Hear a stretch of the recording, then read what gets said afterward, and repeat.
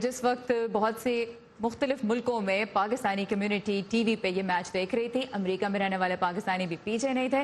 अंजुमन आपटे हमें लेके जा रहे हैं न्यूयॉर्क के ऐसे इलाके में जहां पाकिस्तानियों की बहुत बड़ी तादाद आबाद है।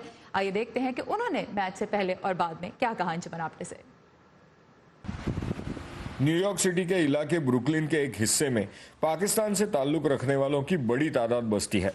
पाकिस्तान और भारत के बीच वर्ल्ड कप के पहले मैच के बारे में यहाँ काफी जोश था और लोग इलाके के रेस्टोरेंट्स में देसी खाने के साथ मैच का लुत्फ उठाने पहुंचे। हमारी जो है इनके साथ इस मैच के साथ बड़ी इमोशनल अटैचमेंट है और जब से ये मैच था तकरीबन मैं कल रात से सोया भी नहीं हूँ। मैं तो बहुत एक्साइटेड था इस मैच के लिए। आज मैंने इसीलिए छुट्टी भी की है। सारे काम छोड़ के जितने भी टैक्सी ड्राइवर हैं वो भी बेचारे होटलों पे बैठे हुए हैं। मैंने कहा कि बच्चों को लेके अपने साथ तो ये जो मैच को जाके थोड़ा एंजॉय करें। लेकिन जैसे जैसे मैच आगे बढ़ा तो बारिश से पड़ने वाली रुकावटों और टीम पाकिस्तान के परफॉर्मेंस से लोग कुछ मायूस भी नजर आने लगे। इनसे स्कोर चेज ही नहीं होता। जब भी इंडिया से खेलते हैं या किसी भी टीम से बड़ी मुश्किल चेज करते हैं। तो आज का मैच जो है ना बहुत डिसअपॉइंटिंग मैच था। Maybe this is the beginning matches और आगे जाके इंशाल्लाह ताला पाकिस्तानी टीम अच्छा परफॉर्म करेगी। पाकिस्तानी टीम पोटेंशियल है।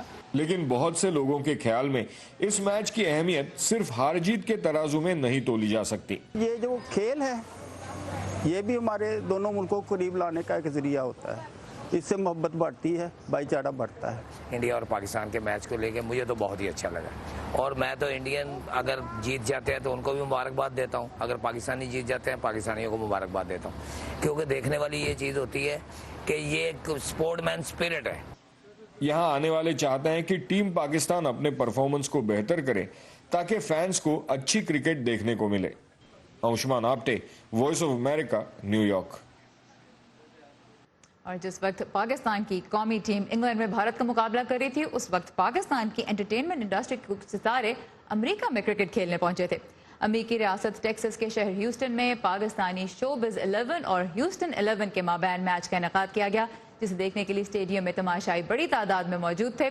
शोबिज़ 11 की क़यादत माजी के मारूफ पॉप सिंगर तहसीन जावेद ने की और उनकी टीम में थे फहद मुस्तफ़ा, हुमायूं सईद, सऊद और फरहान अली आगा जैसे बड़े बड़े नाम। लेकिन मैनचेस्टर की तरह ह्यूस्टन में भी रेन डिले होता रहा और वहां तो सिर्फ 6 ओवर्स के बाद ही तेज बारिश की वजह से मैच खत्म करना पड़ा। इस मौके पे वॉइस ऑफ अमेरिका से बात करते हुए पाकिस्तानी फनकार पाक भारत मैच में पाकिस्तान की शिकस्त पे कुछ अफसरदा नजर आए।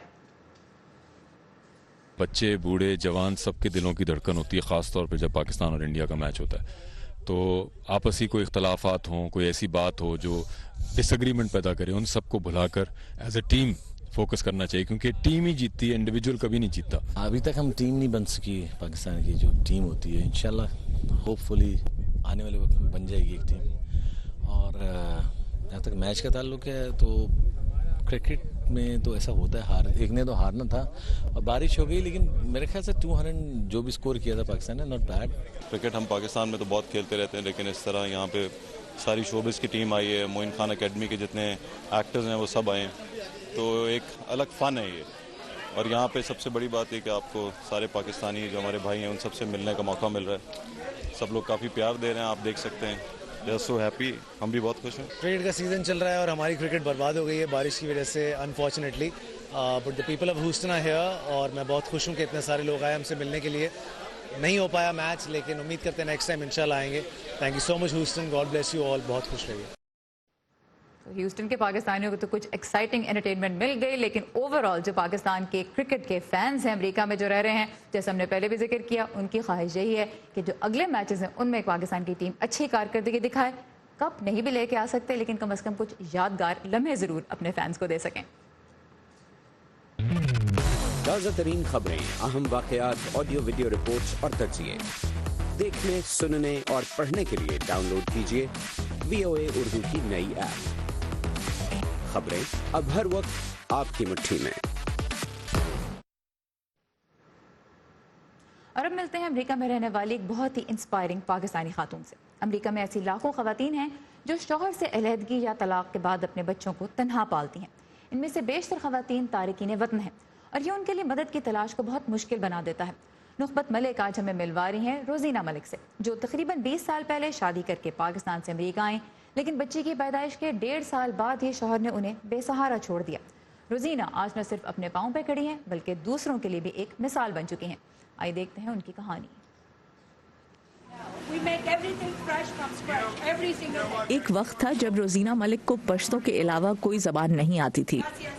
آج وہ انگریزی، ہسپانوی اور اردو روانی سے بول سکتی ہیں. سوچتی ہوں تو رونگٹے کھڑے ہو جاتے ہیں. ہر روز جی ہوں اور ہر روز مری ہوں.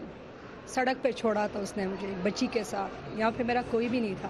15 سال تک معمولی ملازمتیں کرنے کے بعد بینک سے $1 لاکھ کا قرض لے کر چند ماہ پہلے روزینہ نے ایک ریسٹورانٹ کھولا ہے.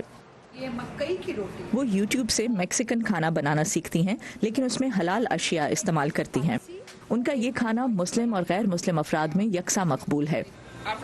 میں ٹیکسس سے ہوں اور جب ایک ٹیکسن آپ کو کہے کہ کہیں بہترین میکسیکن کھانا ملتا ہے تو آپ کو وہاں جانا چاہیے، اور یہ ٹیکسس سے باہر ملنے والے بہترین ٹاکوز میں سے ایک ہیں. میکسیکن فوڈ کو انہوں نے سلائٹلی ہمارے دیسی ٹچ کے ساتھ بلینڈ کیا ہے which makes it a bit more unique.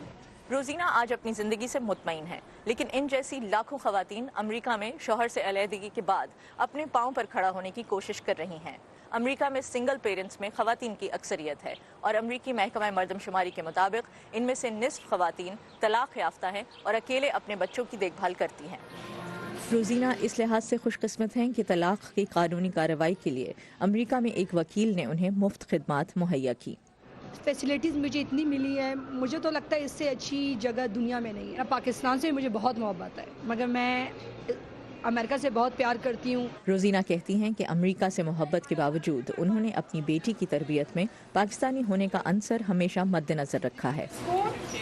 میری ماں نے مجھے ایسے ریس کیا کہ ٹریڈیشن کے ساتھ مجھے ایسا لگتا ہے کہ ہاں میں پاکستان گئی ہوں ایون though میں نہیں گئی ہوں. روزینہ جیسی لاکھوں خواتین امریکہ میں اکیلے اپنے بچوں کو پالتی ہیں. ایسے میں خاتون کا تارک وطن ہونا، جسے نہ تو زبان پر عبور ہے نہ ہی آس پاس کے ماحول سے واقفیت، مشکلات میں اضافہ کرتا ہے. نتیجہ یہ کہ ایسی خواتین میں غربت کی شرح دیگر امریکی خاندانوں کے مقابلے میں زیادہ ہے. نخبت ملک، وائس آف امریکہ، مناسس، ورجینیا. اور آخر میں چلتے ہیں پاکستان کے صوبہ سندھ کے ضلع سکھر، جہاں بہت سے ماہی گیروں کا ذریعہ معاش اور ان کا گھر ایک ہی ہے، اور وہ ہے ان کی کشتی. تو کشتی پہ زندگی گزارنا کیسا ہوتا ہے، اسی کی ایک جھلک لے کے آئی ہیں سکھر سے کرن مرزا آج کے میرن پاکستان میں. عبد القادر میرانی پیشے کے لحاظ سے ماہی گیر ہے. وہ برسوں سے اپنے اہل خانہ کے ہمراہ کشتی میں رہ رہے ہیں. ان ماہی گیروں نے کشتیوں پر لکڑی کی چھت اور کشتیوں کے نچلے حصے میں سامان رکھنے کی جگہ بنا کر اس میں رہائش اور سفر کا بندوبست کر رکھا ہے.